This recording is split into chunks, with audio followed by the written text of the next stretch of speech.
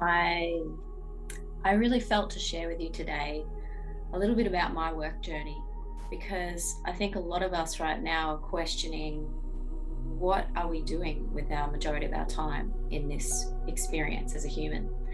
Are we using that time in the best way we can in service to others? And I know the majority of people who are in alignment with my message are on that quest to be in service to others.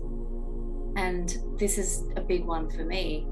I spent a lot of my life all over the place in terms of career. I ended up dropping out of 4 different uni degrees, and I finally finished one in the arts, which is something I've always been interested in. Some of my interests have been in painting and anything creative, and so I questioned how I would fit into a pre-existing role in society. And I often had, when I was a kid, I had the meeting with the career advisor, and I had a list of jobs that were recommended for my personality and that sort of thing. But ultimately, I never felt there was a position that would fit what I really wanted in this life. And so I was like the square peg in a round hole. And I am in 41 now, so it's like my 30s were this experience of being very uncomfortable, that friction of trying to align with a career that was acceptable or accepted in the mainstream narrative, but at the same time knowing that I had so much to give that wasn't being utilized. And so finally, a couple of years ago, when I discovered neuro-linguistic programming, this was around 2014, beginning of 2014, I discovered NLP, and that was when my journey really started to change, and I started to become more conscious in my life. And so I started to see that I actually really had such a massive interest in mastering the mind.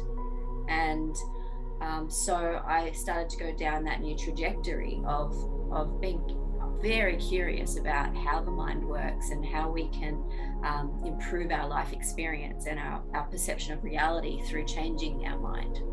And that's the basis of NLP. So it wasn't until basically February last year when I was really seeking a more multidimensionality around this desire to improve master my mind. I thought there was a missing piece, and indeed there was, and that's the part about living in your heart. And if you aren't really aware of this already, the heart has an electromagnetic field around it, just as the brain does.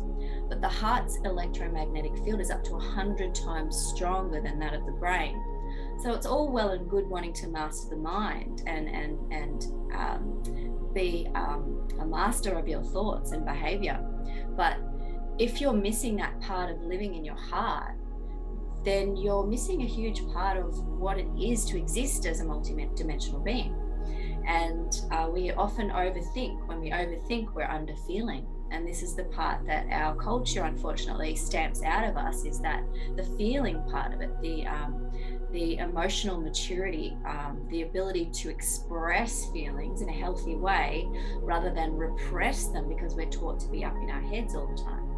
So I guess what I'm trying to say is that it wasn't until I discovered that holistic balance of heart and mind that I just finally found what I really wanted to do, and that was helping people master the mind and live in the heart.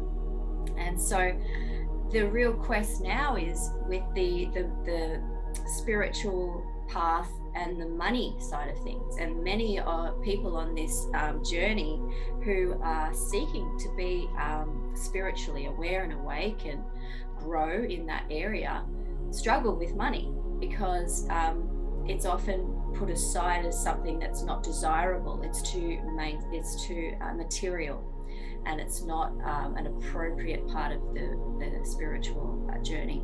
However, I believe that there's a new aspect that we need to consider, and that is that when we are in total alignment, when we are living in our hearts and not so much in our heads, when we're in more of that surrender, release of belief state, if you look at my past video about releasing and programming, then the money flows.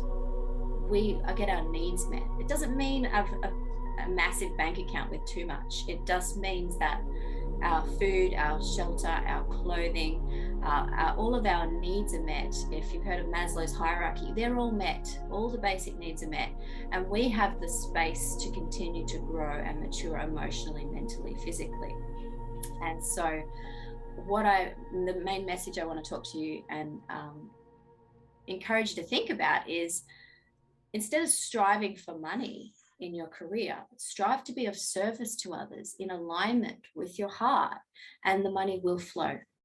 So if that's a message you needed to hear today, well, I hope it blesses you. And if this is the sort of thing that you'd like to hear on a daily basis, I'm posting these as much as I can, 5 days a week if possible. And please like and subscribe if you resonate. Have a beautiful day. See ya.